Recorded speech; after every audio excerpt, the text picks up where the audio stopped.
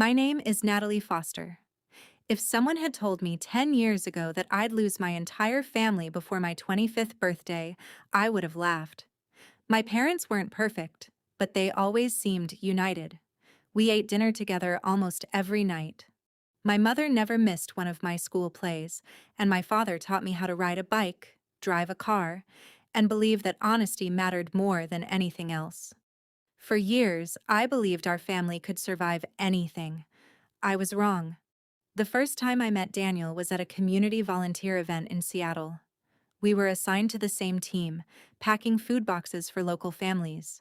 He wasn't loud or trying to impress anyone. Instead, he quietly helped wherever he was needed, always making sure everyone else had what they needed before taking a break himself. That kindness caught my attention before anything else did. Over the next year, our friendship slowly grew into something deeper. Daniel made me laugh on difficult days. He listened without trying to solve every problem. He celebrated my successes as though they were his own. When he proposed during a weekend trip to the Oregon coast, I didn't hesitate. I said yes before he even finished asking. Driving home, I couldn't wait to tell my parents. I imagined my mother crying happy tears. I imagined my father shaking Daniel's hand and welcoming him into the family. Instead, everything fell apart. My parents invited us over for Sunday dinner. At first, everything felt normal. We talked about work, the weather, and vacation plans. Then I held up my left hand. The engagement ring sparkled beneath the dining room light. "I'm engaged," I said, with the biggest smile I'd worn in months. Silence. My mother's smile slowly disappeared. My father's eyes moved from the ring to Daniel. He folded his napkin carefully and placed it beside his plate. "When did this happen?" he asked. "Last weekend. And you didn't think to ask for our blessing?" "I wanted to surprise you." "You certainly did." His voice was calm. Too calm. The room suddenly felt colder. Daniel reached for my hand beneath the table. My father looked directly at him. "Would you give us a few minutes alone?" Daniel glanced at me. "It's okay," I whispered. He quietly stepped outside. The moment the front door closed, my father turned toward me. "This marriage isn't happening." I blinked in confusion. "What do you mean?" "I mean exactly what I said." My mother looked as though she wanted to speak, but no words came. "Dad, why?" He sighed heavily. "Because I don't believe this relationship is right for you. You've barely gotten to know him. I don't need to." I stared at him, waiting for an explanation. None came. "I love him." "You'll get over it." Those words hit harder than I expected. "No," I replied quietly. "I won't." For nearly an hour we argued. Nothing I said changed his mind. Nothing Daniel had done mattered. Finally, my father stood up. "If you choose this marriage, don't expect to come back to this house." The sentence hung in the air. I looked at my mother. She was crying silently, but she didn't disagree. She didn't ask him to stop. She simply lowered her eyes. In that moment, I realized I wasn't losing an argument. I was losing my family. I stood up slowly. I never thought loving someone would cost me my parents. Neither of them answered. I walked to the front door. Daniel stood outside, worried. He looked at my face and immediately understood. Without saying a word, he wrapped his arms around me. As we walked toward the car, I turned around one last time. The curtains moved slightly. I knew my parents were watching, but they never opened the door. I didn't know it then, but that would be the last time I saw them for almost a decade. And when they finally came back into my life, it wasn't because they missed me. It was because they needed something only I could give. The weeks after that dinner were the hardest of my life. Every morning, I woke up hoping everything had been a misunderstanding. I checked my phone expecting a message from my mom or dad. Nothing. No calls, no texts, no birthday wishes, no, "How are you?" It was as if I had disappeared from their lives overnight. Daniel never pressured me to move on. Whenever I sat quietly staring out the apartment window, he'd simply sit beside me. You don't have to pretend you're okay, he told me one evening. I'm just trying to understand how parents can stop talking to their own daughter. He gently squeezed my hand. Sometimes people let fear make decisions they'll regret later. 3 months later, Daniel and I were married in a small ceremony at a local botanical garden. It wasn't the wedding I'd dreamed about as a little girl. There was no father walking me down the aisle, no mother helping me adjust my dress. But there was love. Daniel's parents welcomed me with open arms. His younger sister hugged me before the ceremony and whispered, "You're family now." Those 4 words nearly brought me to tears. After our honeymoon, we focused on building a life instead of dwelling on the one I'd lost. I accepted a promotion at the marketing firm where I'd been working for 3 years.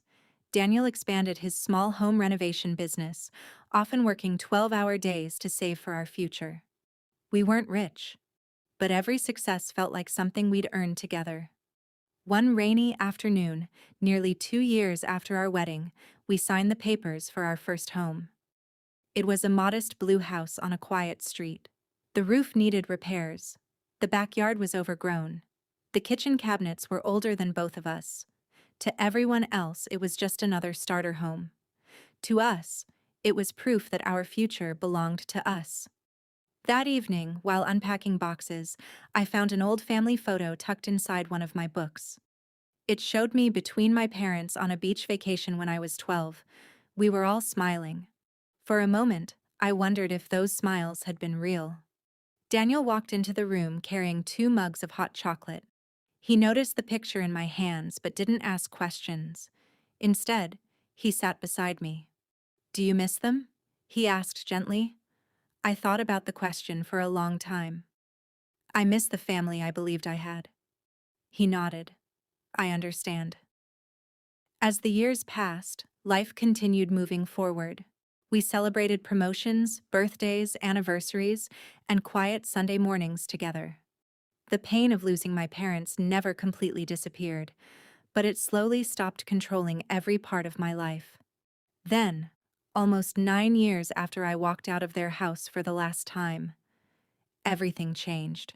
On an ordinary Tuesday evening, just after dinner, someone knocked on our front door. Daniel looked through the window. "There are 2 people outside." I walked to the entrance, expecting neighbors or a delivery. Instead, I froze. Standing on the porch were my mother and father. They looked older than I remembered. More tired. More fragile. My mother clutched a worn leather folder against her chest. My father struggled to meet my eyes. For several long seconds, none of us spoke. Then my mother whispered the first words I'd heard from her in nearly 9 years. "Natalie, please, we need to talk." For a few seconds, I couldn't move. The faces standing on my front porch were familiar, yet they felt like strangers. 9 years, 9 birthdays, 9 Christmas mornings, 9 years without a single phone call. And now they were here. Daniel stepped beside me. "Are you okay?" he asked quietly. I nodded, though I wasn't sure it was true. I opened the door just enough to speak. "What do you want?"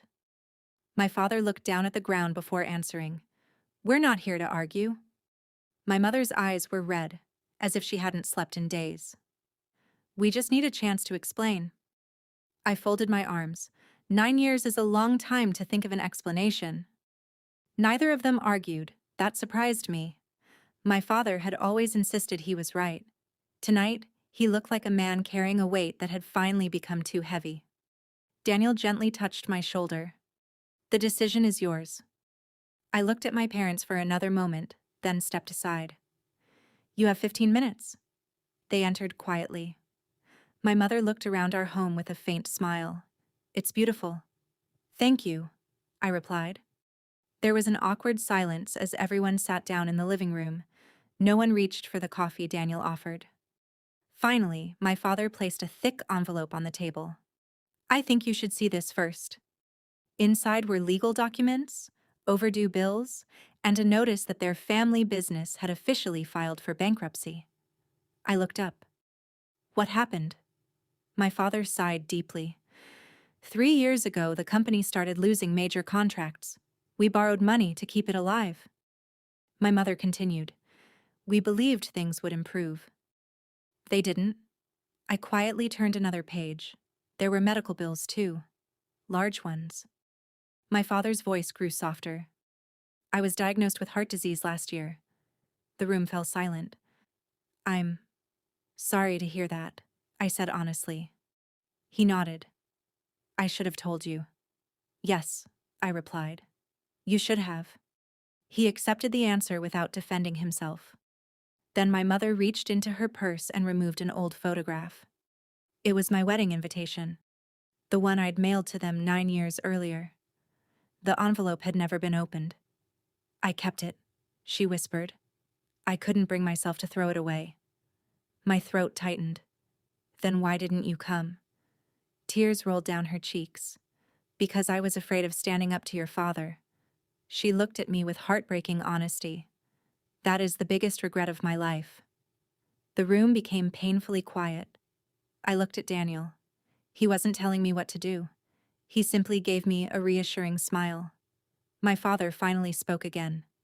We're not asking you to erase the past. We know we can't. Then why are you here? He took a slow breath. Because we lost almost everything. He paused before continuing. But the hardest thing we lost was our daughter. For the first time that evening, I saw genuine regret in his eyes. Not pride, not anger. Just regret.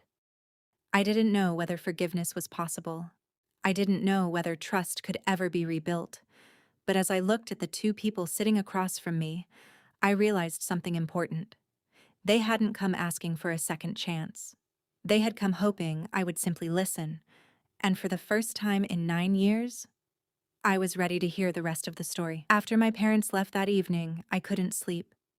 Their words kept replaying in my mind. The hardest thing we lost was our daughter. For years, I had imagined this moment.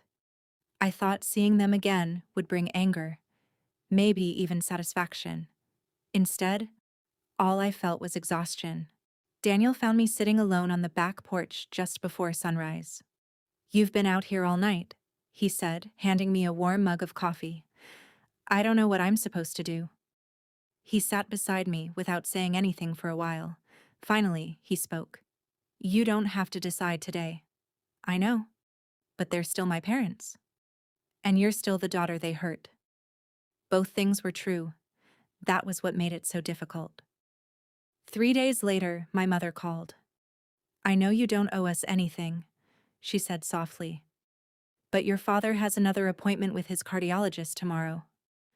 There was something different in her voice. Not expectation, not guilt, just quiet hope. Without thinking, I heard myself ask, what time? She hesitated. 10 in the morning. I'll meet you there. When I hung up, I stared at the phone in my hand. I wasn't ready to forgive them, but I wasn't ready to abandon them either. The hospital waiting room smelled like fresh coffee and antiseptic. My parents were already there. They looked relieved when they saw me walk through the door. No dramatic hugs, no emotional speeches, just a simple, "Thank you for coming." After the appointment, the doctor explained that my father's condition could be managed with medication and lifestyle changes if he followed the treatment plan carefully. As we walked toward the parking lot, my father stopped beside his aging sedan. I spent years believing being stubborn made me strong, he said. It didn't. It only made me lonely. I looked at him for a long moment. You can't change the past. I know. But you can decide what kind of father you want to be now. His eyes filled with tears. I'd like the chance to find out. Over the next several weeks, we met occasionally for lunch. The conversations were awkward at first. We avoided the painful years between us. Instead, we talked about books, work, old family vacations, and ordinary life. Slowly, the silence that had separated us for nearly a decade began to shrink. One afternoon, my mother reached into her purse and handed me a small velvet box. I've carried this for 9 years. Inside was my grandmother's necklace. She had always promised it would one day be mine. I should have given this to you on your wedding day, my mother whispered. I was too afraid to stand up for what was right. I closed the box gently. This isn't about the necklace. I know. It's about showing you that I finally understand. I slipped the necklace into my pocket. Not because it erased the past, but because it reminded me that healing sometimes begins with the smallest acts of honesty. As Daniel and I drove home that evening, he smiled. You look different. How? Lighter. I looked out the window as the sun dipped below the horizon. I've realized forgiveness isn't pretending nothing happened. What is it? It's refusing to let yesterday control every tomorrow. For the first time since my parents returned, I believed our story might not end with bitterness. It might end with something far more difficult. Understanding. A month passed before I asked the question that had been sitting in the back of my mind since the day my parents returned. Why now? We were sitting in a small cafe a few blocks from my parents' apartment. My father slowly stirred his coffee but never took a sip. I've wondered when you'd ask that. You still haven't answered. He exchanged a glance with my mother. She nodded. It's time. My father reached into his jacket and pulled out another envelope. This belonged to your grandmother. My heart skipped a beat. My grandmother and I had been incredibly close growing up. She was the one person who never made me feel like I had to earn her love. Inside the envelope was a handwritten letter. It was addressed to me. But it had never been mailed. I looked at my parents. Why am I only seeing this now? My mother's eyes filled with tears. Because we were ashamed. I carefully unfolded the letter. My grandmother had written it only a few months before she passed away. She wrote about kindness, forgiveness, and the importance of building a family on love instead of pride. Near the end of the letter, one sentence stopped me cold. If you ever lose Natalie because of your own stubbornness, remember that the door back to your family can only be opened with honesty. I lowered the paper. She knew. My father nodded. She warned us. We didn't listen. The silence that followed felt heavier than anything we'd said before. I used to blame everyone except myself, my father admitted. I blamed Daniel. I blamed society. I even blamed you. He looked directly at me. The only people responsible were your mother and me. It was the first time he had accepted full responsibility without adding excuses. That mattered more than he probably realized. A week later, Daniel and I invited my parents to our house for dinner.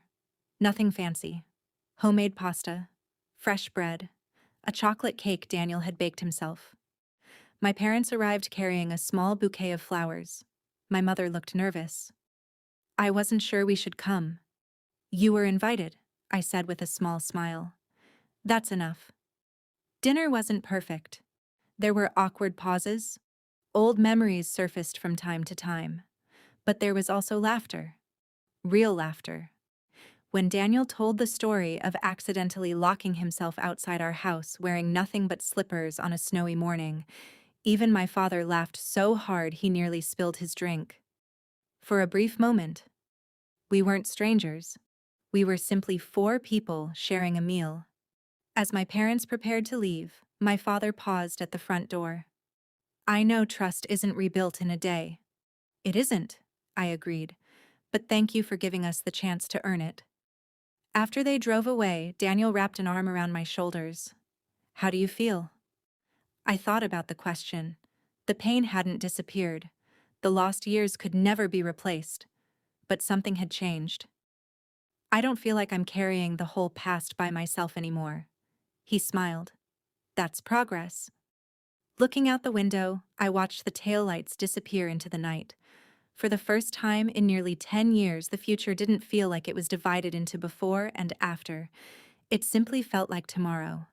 And tomorrow, for the first time in a long time, gave me hope. 2 weeks after my parents came back into my life, I thought the hardest conversations were finally behind us. I was wrong. It was nearly 11 on a Friday night when my phone rang. My mother's voice trembled. Your father collapsed at home. Daniel grabbed the car keys before I even finished the call. By the time we reached the hospital, my father was awake. The doctors explained that it wasn't a heart attack, but exhaustion, dehydration, and months of ignoring his health had finally caught up with him. The relief in the room was almost overwhelming. The next morning, the doctor recommended that he avoid living alone for a while. My parents looked at each other in silence. Their apartment lease was ending. They had no close relatives nearby. Without thinking, I heard myself say, "We have a guest room." My parents immediately shook their heads. "We can't ask that of you," my father said. "You didn't," I replied. I offered. For a moment, no one spoke. When they arrived at our house 3 days later, they carried only 2 suitcases. It struck me how little they had left. That first week wasn't easy. We were polite, but careful. Every conversation felt like stepping across thin ice. Then one evening, while cleaning the guest room, my mother found an old photo album. She sat quietly, turning the pages. When I walked in, she looked up with tears in her eyes. "I miss so much of your life." I sat beside her. "We can't get those years back." "I know," she whispered. "But if you'll let us, I'd like to be part of the years that are still ahead." For the first time since they returned, I didn't see my parents as people who had come to take something from me. I saw two people trying, imperfectly, to rebuild what they had broken. Whether that would be enough, only time could answer. 3 weeks passed, and for the first time in years, the house no longer felt divided by the past. My parents had settled into the guest room, but everyone understood this was temporary. They weren't there to reclaim the life they had lost. They were there because they were trying to rebuild one small piece of it. One Sunday afternoon, Daniel suggested something unexpected. "Why don't we all have dinner together? No difficult conversations, just dinner." My mother looked nervous. "I'm not sure we've earned that." Daniel smiled. "Sometimes you don't earn a beginning, you simply accept it." That evening, we cooked together. Dad insisted on making mashed potatoes, even though he'd forgotten half the recipe. Mom laughed as Daniel quietly fixed the seasoning without anyone noticing. For the first time in nearly a decade, I heard my parents laugh together. It sounded unfamiliar, but it also sounded real. Halfway through dinner, my father put down his fork. "I've been carrying something for years," he said. The room fell silent. I spent so much time worrying about what other people would think that I forgot what truly mattered. He looked directly at me. "I lost my daughter because I chose my pride over my family." No one interrupted him. "I can't undo those years," he continued. "If I could, I would. All I can do now is spend the rest of my life becoming the father you deserved." My eyes filled with tears. For years I had imagined hearing those words. When they finally came, they didn't erase the pain, but they did make the future feel a little less heavy.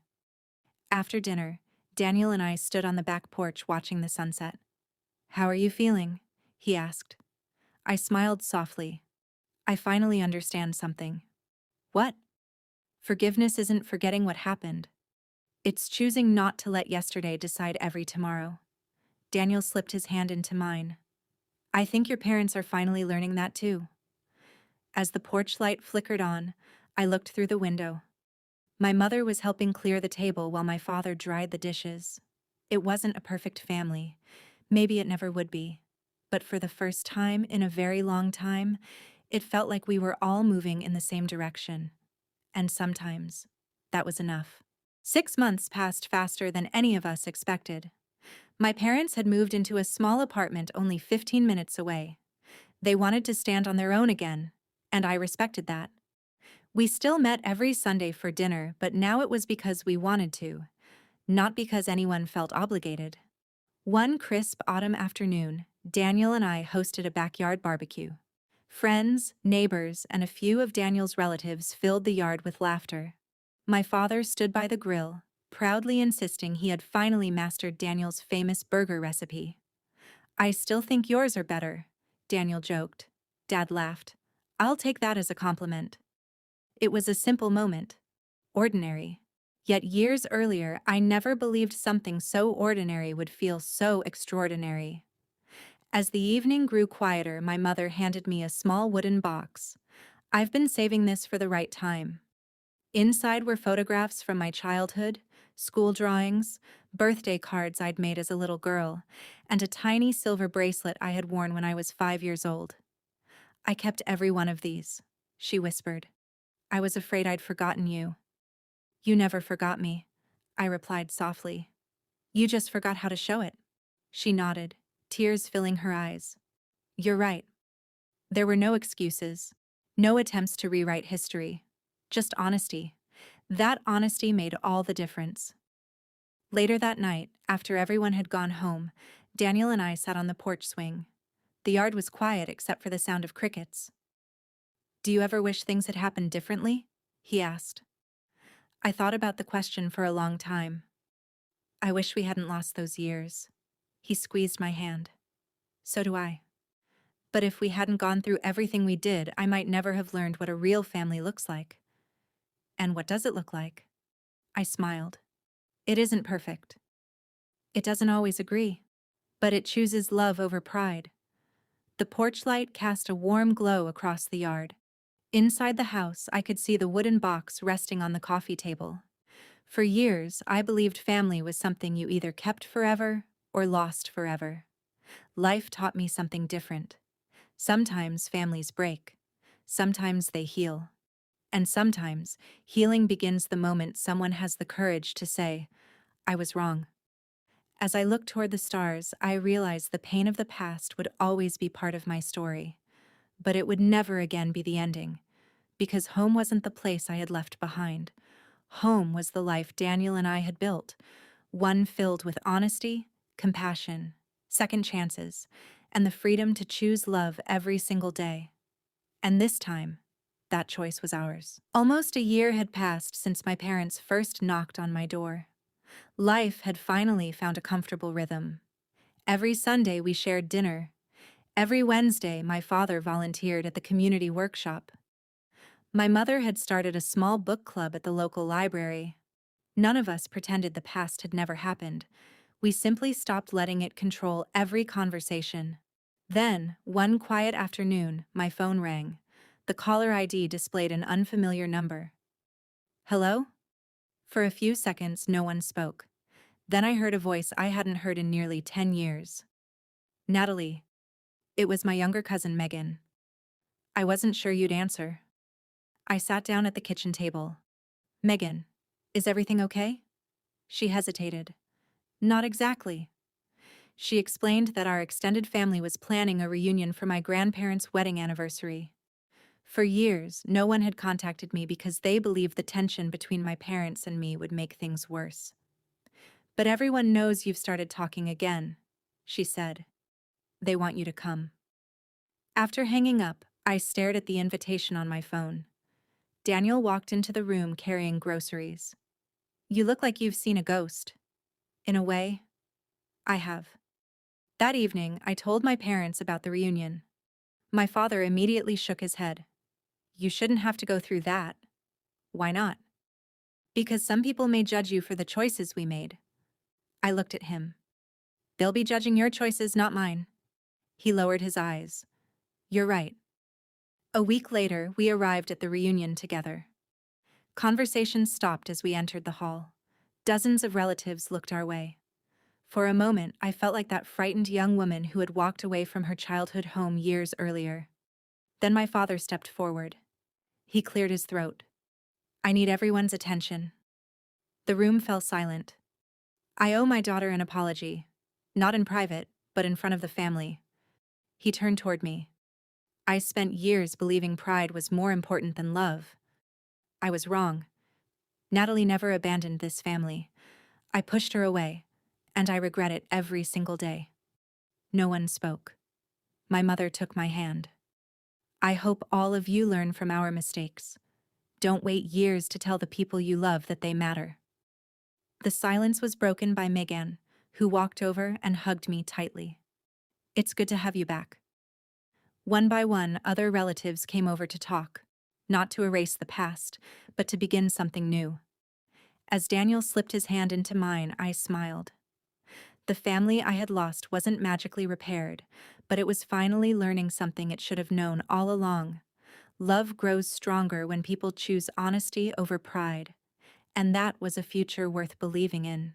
2 years later, life looked nothing like I had imagined on the day I walked away from my parents' house. And for the first time, I was grateful for that. Daniel's renovation business had grown into a successful local company. I had accepted a leadership position at the marketing firm where I had started as an entry-level assistant years earlier. We had achieved everything we once dreamed about. Not because life had been easy, because we never stopped moving forward.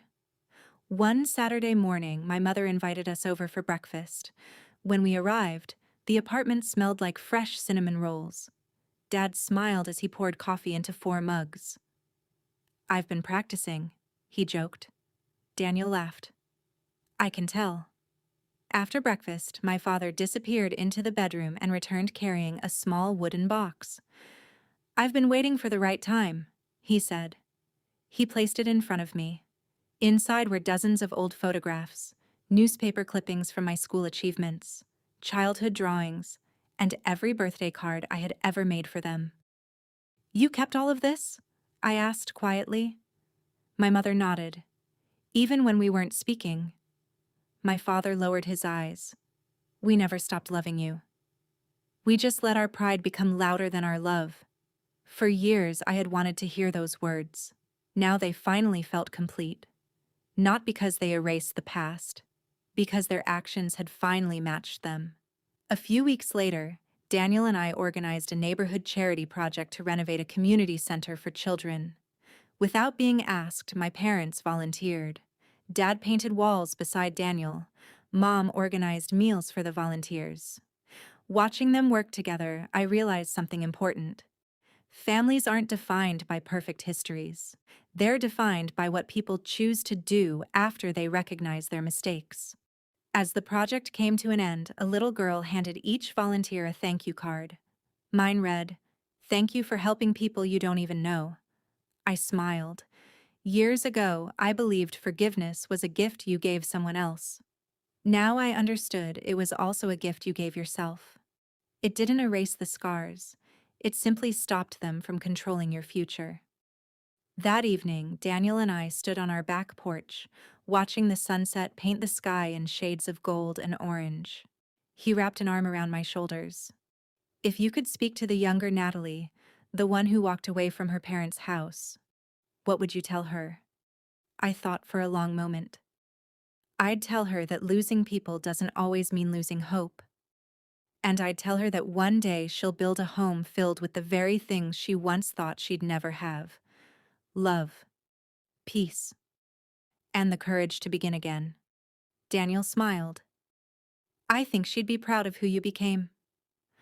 I looked through the window at the family gathered around our dining table, laughing over a game neither of my parents fully understood. It wasn't the family I had once dreamed of. It was better. Because this family wasn't built on expectations. It was built on honesty, accountability, second chances, and love. Life had taught me that some chapters end in heartbreak. Others begin with forgiveness. But the most meaningful stories are the ones where people keep choosing each other, one day at a time. And that is the story I hope my family remembers for generations to come. 3 years passed before our lives changed again. It happened on a quiet Sunday morning. Daniel was making pancakes in the kitchen while I sat on the porch with a cup of coffee, enjoying the cool spring air. He walked outside with a grin I couldn't quite read. "I think it's time," he said. "Time for what?" Instead of answering, he handed me a small white envelope. Inside was a positive pregnancy test. I looked up, completely speechless. Daniel laughed. "I was wondering how long it would take you to figure it out." Tears filled my eyes as I wrapped my arms around him. "We're going to be parents." Those words felt almost unreal. For a long time, I'd worried that the pain from my childhood would somehow follow me into the future. But standing there with Daniel, I made myself a promise. Our child would grow up knowing that love was never something that had to be earned. When we shared the news with my parents, my mother burst into tears before I had even finished the sentence. My father sat silently for a moment, smiling through watery eyes. "I'm going to be a grandfather," he whispered. Daniel laughed. "You'd better start practicing your bedtime stories." My father nodded. "I've got a lot of years to make up for." Over the next several months, he built a wooden crib by hand in his garage. Every weekend, he sanded another piece, checked every corner twice, and polished the wood until it shined. "This is perfect," I told him. He smiled. "No, it's made with love. That's what makes it perfect." Autumn arrived with crisp mornings and colorful leaves. On a cool October evening, our daughter entered the world. The first time I held her, everything else faded away. She wrapped her tiny fingers around mine, and in that instant I understood something my younger self never could. Being a parent wasn't about control. It wasn't about pride. It was about showing up every single day with patience, honesty, and unconditional love. When my parents met their granddaughter, my mother gently kissed her forehead. "She's beautiful," she whispered. My father looked at me. "Thank you for letting us be part of her life." I smiled. "She deserves to know every part of her family." He nodded, understanding the weight of those words. That evening, after everyone had gone home, Daniel and I stood beside the nursery window. Our daughter slept peacefully in the crib her grandfather had built. The room was quiet, peaceful, exactly the kind of home we had always hoped to create. Daniel slipped his hand into mine. "Do you think she'll ever understand everything we've been through?" "Maybe one day," I said, "but I hope she never has to experience it herself." He smiled. "That's the best gift we can give her." As I looked at our sleeping daughter, I realized that healing isn't just about repairing the past. Sometimes it's about building a future where old mistakes are never repeated. And as the first rays of morning sunlight filled the nursery, I knew one thing with complete certainty. Our family's greatest chapter wasn't behind us. It was only just beginning. 5 years passed in what felt like the blink of an eye. Our daughter, Lily, had grown into a curious little girl who asked 100 questions before breakfast and somehow had enough energy to ask 100 more before bedtime. She loved drawing pictures for everyone she cared about. Every Sunday, she made one for Grandpa. Every Wednesday, she made one for Grandma. Our family traditions had become simple but meaningful. Sunday dinners, summer picnics, movie nights when it rained.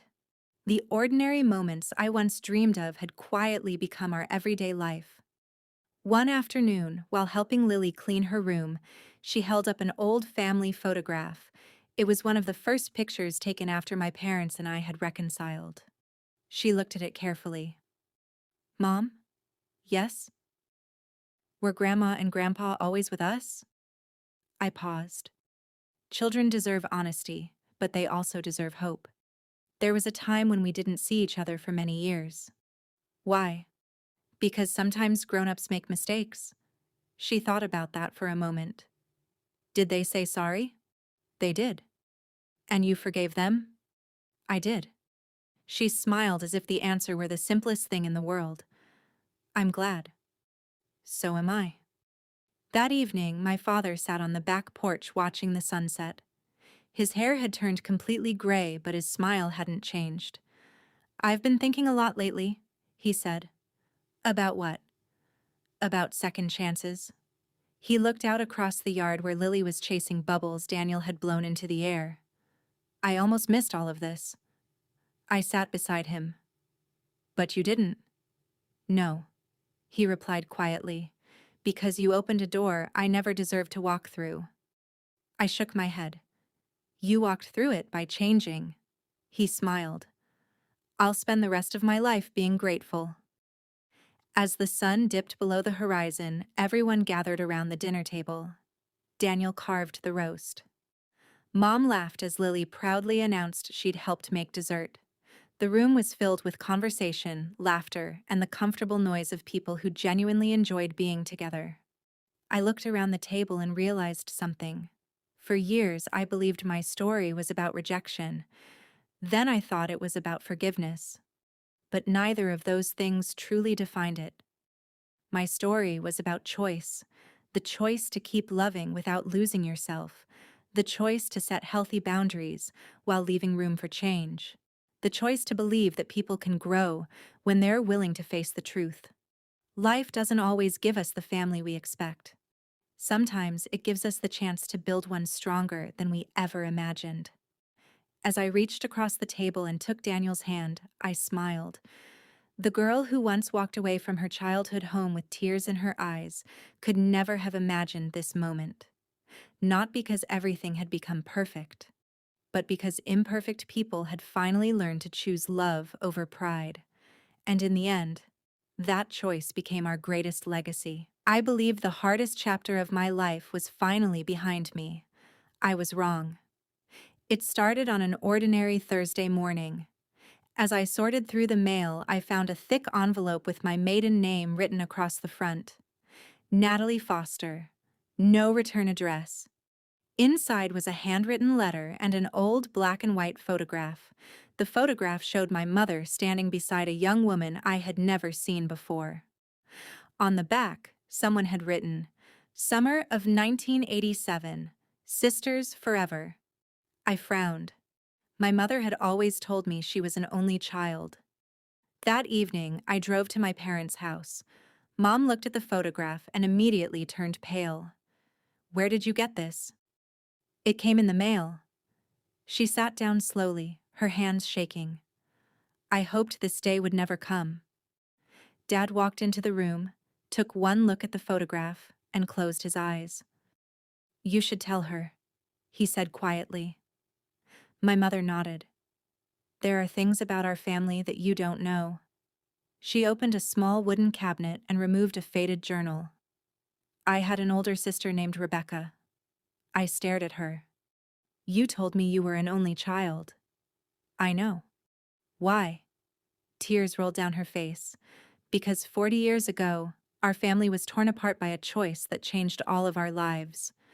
She looked at me with eyes full of regret. "And I repeated the same mistake with you." The room became completely silent. For years, I thought I knew every secret my family had ever hidden. I was wrong, and I had a feeling that opening my mother's journal would change everything I believed about where our family truly began. I didn't open the journal right away.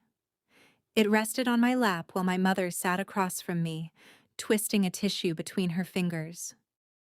"You don't have to read it if you're not ready," she said. I looked at the worn leather cover. If this is part of our family's story, I want to know the truth. The first page was dated May 12th, 1987. Most of it described ordinary life, family dinners, college classes, dreams of becoming a teacher. Then the tone changed. Rebecca wrote about falling in love with a young musician named Thomas. Their parents didn't approve. They believed he came from the wrong kind of family. The words sent a chill through me. I looked up at my mother. "You've heard this before, haven't you?" She nodded slowly. "I lived it." Her voice cracked. "Our parents gave Rebecca the same choice I gave you years later." My heart sank. Family, or the person she loved. Mom wiped away a tear. "She chose love." "And Grandma and Grandpa?" "They told her never to come back." The room fell silent. I couldn't believe history had repeated itself. "I spent years blaming my parents," Mom whispered. "I never realized I had become just like them." Dad gently placed a hand on her shoulder. "You admitted it." "I know," she replied, "but admitting it doesn't erase what I did." I turned another page. Near the end of the journal was a folded note. It contained only one sentence. "If my family ever finds this, tell them I never stopped loving them." There was no address, no phone number, nothing to say where Rebecca had gone. "Did you ever try to find her?" I asked. Mom lowered her eyes. "For years. I searched old records, asked distant relatives, even hired someone once." "Did they find anything?" She slowly shook her head. No. I closed the journal carefully. For the first time, I understood that my family's story hadn't started with me. The cycle of pride and silence had begun a generation earlier. The difference was, this time, someone had finally chosen to tell the truth. As Daniel and I drove home that evening, he glanced at me. "What are you thinking?" I looked out the window at the fading sunset. "I'm thinking that somewhere out there, I may have a great aunt I've never met. And if she's still alive?" I smiled faintly. "I think it's time someone brought her home." 3 weeks passed before we found our first real clue. It came from an unexpected phone call. The private investigator my mother had hired years ago had retired, but he had kept copies of his old case files. After hearing that our family was trying to reconnect, he agreed to meet us. His office was small, with shelves lined with worn folders. He handed my mother a thin file labeled Rebecca Foster.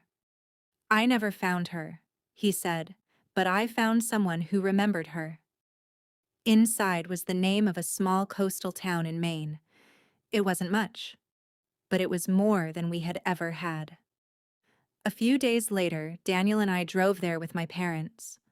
The town overlooked the Atlantic Ocean, where fishing boats drifted quietly in the harbor. We visited the local bakery mentioned in the file. The elderly owner looked at the photograph of Rebecca for only a second before smiling. "I remember her," she said.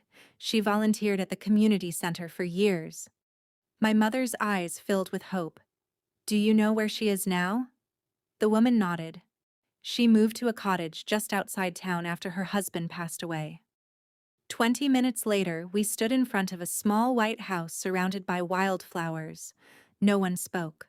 My mother's hands trembled as she knocked on the door. A few moments later, it opened. An elderly woman with silver hair looked at us with curious eyes. Then her gaze stopped on my mother. Neither of them said a word. Finally, the woman whispered, "Emily?" My mother's voice broke. "Rebecca." The years between them seemed to disappear in an instant.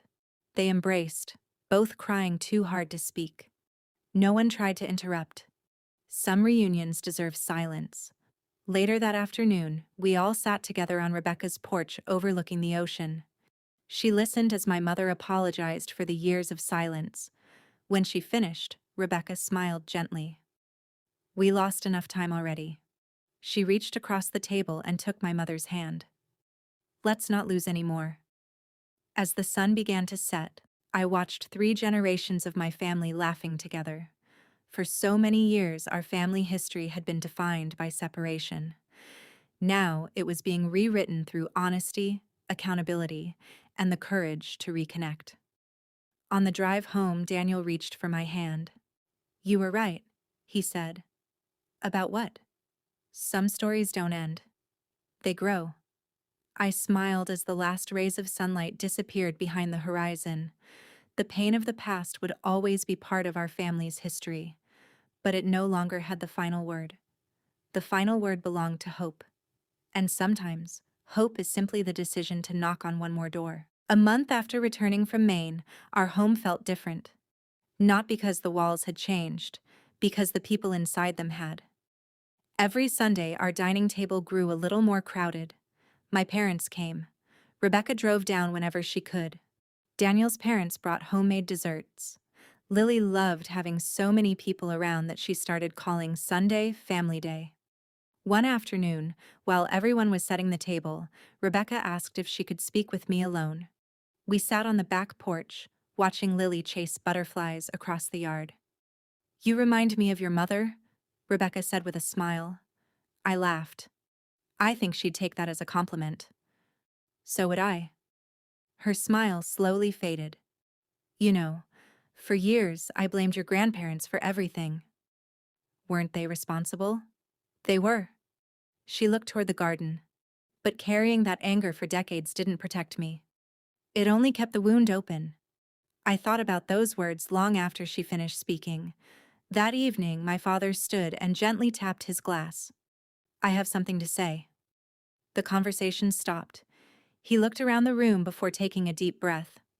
I spent too many years believing that being respected mattered more than being kind. He paused. I was wrong. He turned toward Rebecca. I'm sorry for staying silent when our family pushed you away. Then he looked at me. And I'm sorry for repeating that mistake with Natalie. Rebecca smiled warmly. The important thing is that you stopped repeating it. Everyone nodded. No one argued. There was nothing left to defend. After dinner, Lily climbed onto Rebecca's lap. Grandma Rebecca, she asked, are you staying next Sunday too? Rebecca laughed. If your mom says yes? Lily looked at me with hopeful eyes. Can she? I smiled. Of course she can. Lily wrapped her arms around Rebecca's neck. I like having a big family. Those simple words filled the room with quiet emotion. Years ago, our family had been divided by fear, pride, and silence. Now, a little girl who knew nothing about those old mistakes saw only people who loved one another. As Daniel and I cleaned the kitchen later that night, he smiled. Do you know what I noticed? What? No one talked about the past tonight. I looked into the living room, where Lily was teaching her grandparents a board game. They didn't have to, I said. Why not? Because the past finally stopped being the center of our story. Daniel slipped his hand into mine. So what is the center now? I watched our family laughing together. The future. For the first time in generations, it wasn't built on fear or expectations. It was built on a promise that no child in this family would ever have to wonder whether love depended on making the right choice. And as I turned off the lights and closed the front door that night, I realized our greatest inheritance wasn't a house, a name, or a family tradition. It was the decision to break a cycle that had lasted far too long. That was the legacy worth leaving behind.